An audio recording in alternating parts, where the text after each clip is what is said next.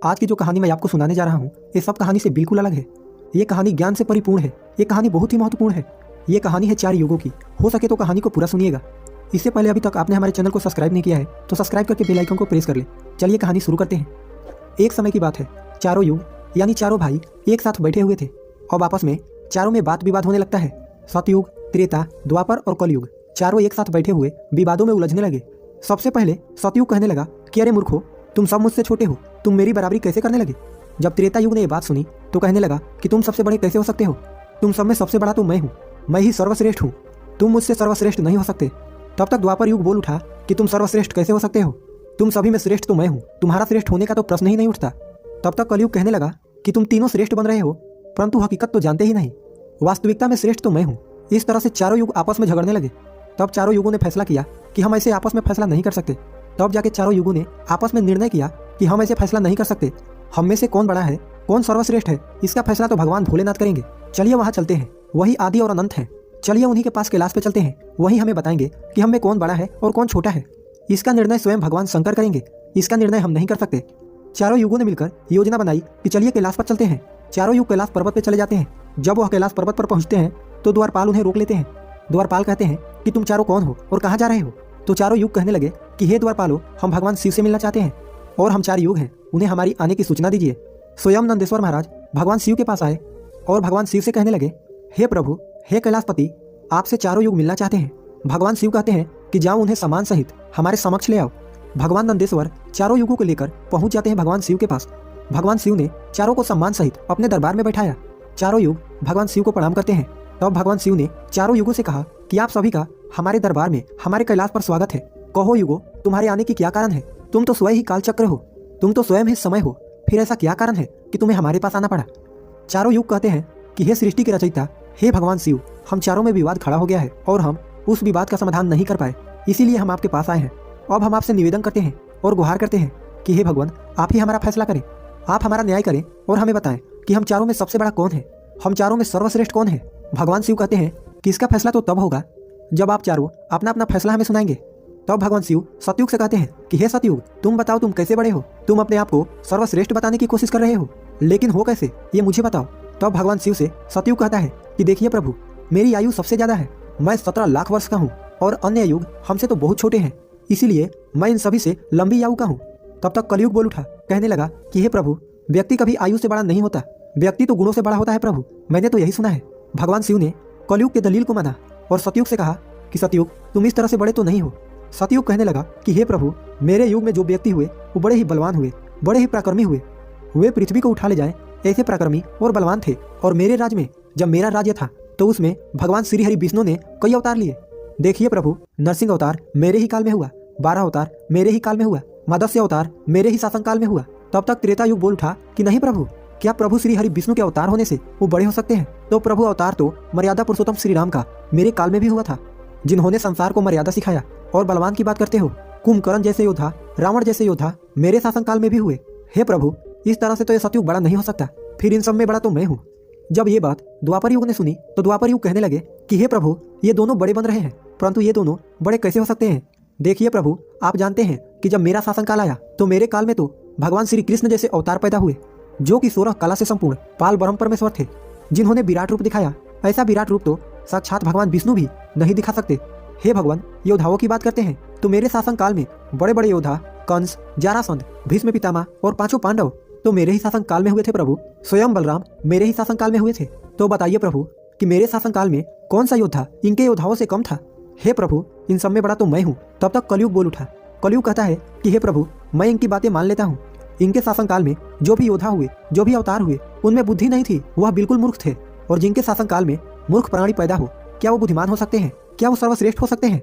कलयुग कहने लगा कि नहीं भगवान, मेरा शासन काल सबसे अच्छा है। मेरे युग में व्यक्ति दुखी नहीं पा सकता। अच्छे अच्छे और नई नई तकनीकों से परिपूर्ण मेरा युग, मेरा शासन काल सभी में सर्वश्रेष्ठ है। जब भगवान शिव ने चारों युग, सतयुग, त्रेता, द्वापर और कलयुग चारों की वाणी सुनी, चारों के उत्तर सुने, चारों के बहस सुने, तो भगवान शिव अपने मन में विचार करने लगे और सोचने लगे कि इनका फैसला कैसे किया जाए।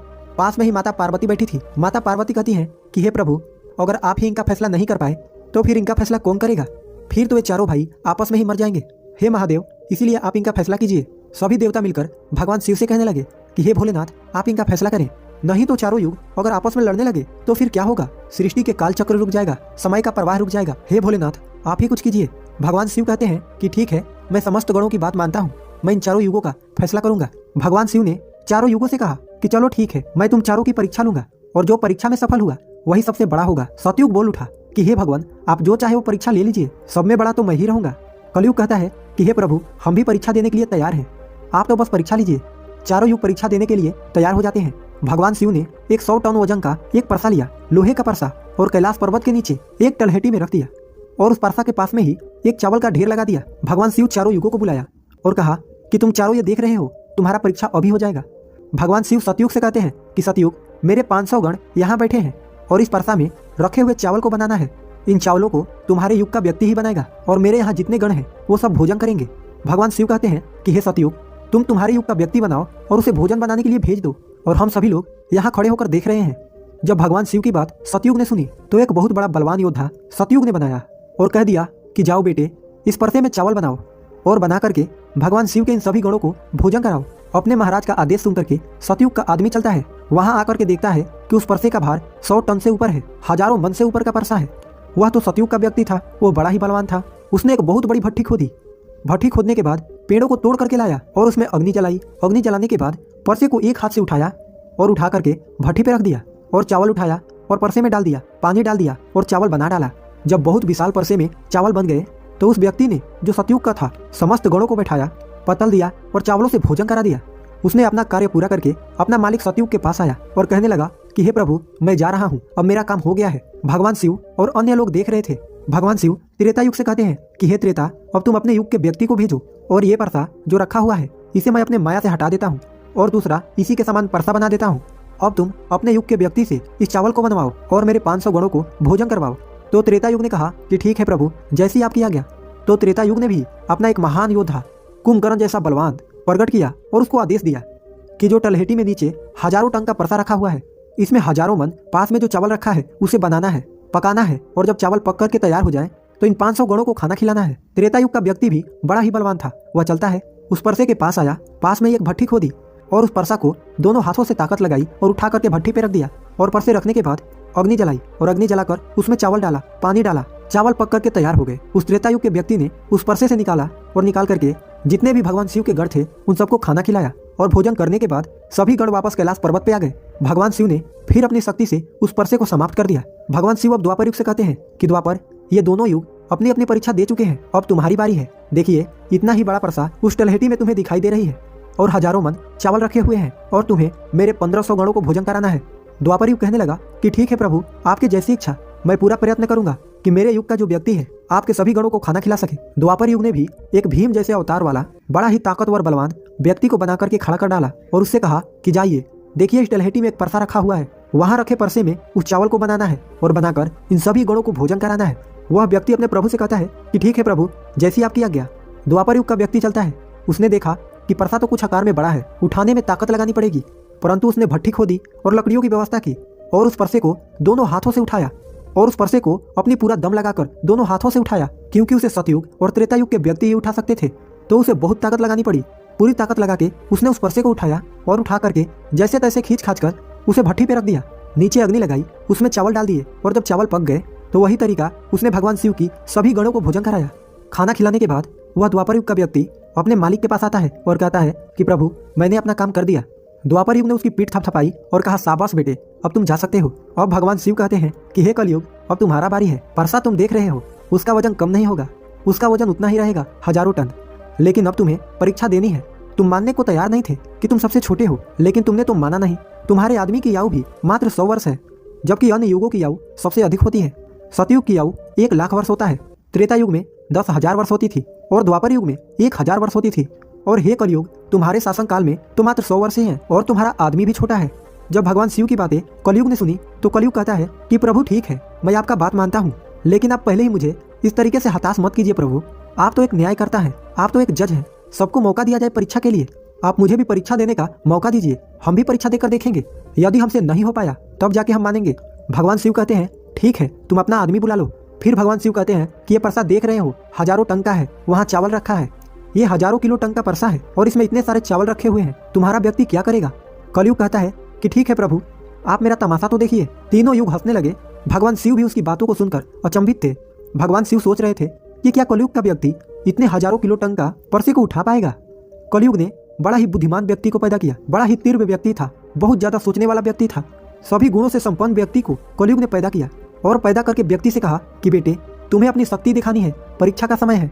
यदि तुम इसमें असफल हो गए तो मैं सबसे छोटा हो जाऊंगा। वह व्यक्ति अपने महाराज से कहता है कि महाराज, इस एक परसे की बात करते हैं आप, ऐसा हजारों परसा यदि हमारे सामने हो तो भी कुछ भी नहीं कर सकते। जब उस व्यक्ति की बात तीनों युगों ने सुना तो वह हंसने लगे। कह रहे थे कि यह छोटा सा व्यक्ति जिसकी लंबाई मात्र 3 हाथ, ये क्या करेगा, जबकि हमारे युगों की लंबाई तो बहुत हुआ करती थी।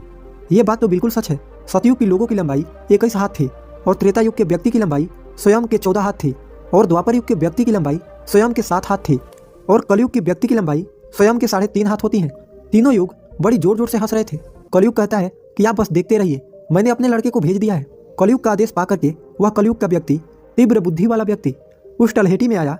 तलहेटी में आकर के उसने देखा कि परसा का वजन तो बड़ा ही विशाल है, मैं इसे उठा नहीं पाऊंगा। तो उस व्यक्ति ने दिमाग लगाया, उस परसे के नीचे मिट्टी खोदना शुरू कर दिया।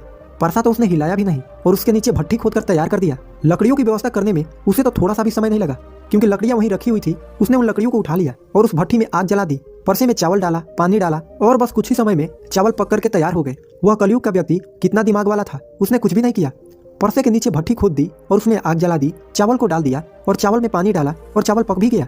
जब चावल पक गए तो भगवान शिव के गणों को एक कतार में बैठा दिया।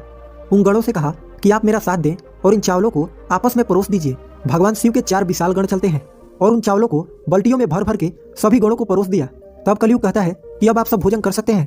भगवान शिव के सभी गण खुशी खुशी भोजन करते हैं। कलयुग का मनुष्य उन 4 शेष बचे गणों को भी भोजन कराया। भोजन कराने के बाद उस परसे को साफ किया और परसा वहीं छोड़ दिया और उसका काम पूरा हो गया। वह अपने महाराज कलयुग के पास आया और आकर के कलयुग से कहा कि हे प्रभु, मैंने आपका काम कर दिया है। कलयुग बहुत खुश था। वह उसका पीठ थपथपाता है और कहने लगा, वाह शाबाश, आपने मेरी लाज रख ली, आपने मेरी परीक्षा पास कर ली। भगवान शिव और तीनों युग देख करके अचंभित रह गए। कलयुग कहने लगा कि हे भगवान शिव, अब आप निर्णय कीजिए कि हम में से बड़ा कौन है। भगवान शिव मन में विचार करने लगे और सोच करके जवाब दिया। भगवान शिव कहते हैं कि मैंने तुम चारों की परीक्षा देखी। जब सतयुग का व्यक्ति आया तो उसने अपनी ताकत लगाई और ताकत लगा के परसे को उठा करके अग्नि पे रख दिया और स्वयं ही मेरे सभी गणों को चावल परोसी। जब त्रेता युग की बारी आई तो उस व्यक्ति ने भी बिल्कुल ऐसा ही किया। परसे को उठाया, भट्टी पे रखी, उसमें चावल डाला, पानी डाला और उसे पकाया और सबको खिलाया। और इसी तरीके से द्वापर युग के व्यक्ति ने भी किया। परंतु तुम देखते नहीं कि मात्र 3.5 हाथ का व्यक्ति, इसकी बुद्धि देखिए कितना तीक्ष्ण, कितना विशाल परसा था, शायद उसे यह हिला भी नहीं सकता था। उसने उस परसे में चावल बना ली। मेरे इतने गण थे कि अगर वो बल्टियों से परोसता तो वो शायद परेशान हो जाता। तो देखिए उसकी बुद्धि, उसने उनमें से ही 4 गण अपनी सहायता के लिए बुलाए और चारों गणों से भोजन परसवाए और स्वयं ही बैठा रहा। ये तो बड़ा बुद्धिमान व्यक्ति हुआ, ये तो बड़ा ही बुद्धिमान युग हुआ। भगवान शिव कहते हैं कि कलयुग बड़ा ही बुद्धिमान व्यक्तियों का युग होगा। इसमें मशीनों का आविष्कार होगा, बड़े बड़े दिमागधारी होंगे। भगवान शिव कहते हैं कि तुम सब जैसा शासन करते आए हो, चलो ठीक है, तुम सत्य, धर्म और निष्ठा पे रहे हो, चलो ठीक है, लेकिन तुम्हारे युग के व्यक्तियों में बुद्धि का अभाव था। उन्होंने कभी अपनी बुद्धि का उपयोग नहीं किया। नहीं तो कुंभकर्ण, रावण, इनके जैसे महान योद्धा जिनको मारने के लिए स्वयं भगवान अवतार ले लेकर आए और वे इतना मूर्ख थे, ये नहीं जान सके कि ये भगवान है, ये सृष्टि के रचनाकार है और उनसे ही युद्ध किया और सभी के सभी मारे गए। कलयुग के व्यक्तियों को देखो आप कितना बुद्धिमान है और आगे आने वाले युगों में, आगे आने वाले कलयुग के राज में ऐसे ही बुद्धिमान व्यक्ति देखने को मिलेंगे। तो भगवान शिव ने फैसला किया कि तुम चारों में सबसे बड़ा कलयुग होगा। कलयुग मशीनों का युग होगा। कली का नाम है मशीन और युग मने समय। कलयुग मशीनों का समय होगा। इस समय बड़े बड़े मशीनों का आविष्कार होगा जो कि सतयुग, त्रेता युग और द्वापर युग में नहीं हो पाएगा। भगवान शिव की बात सुन करके वह चारों युग भगवान शिव की बात मान लेते हैं और चारों युग अपने अपने धामों को, अपने अपने शासनों को और अपने अपने राज्यों को लौट जाते हैं। तो आपने देखा कि कैसे भगवान शिव ने चारों युगों का फैसला किया। हम आशा करते हैं कि आपको इस कहानी से बहुत कुछ सीखने को मिला होगा।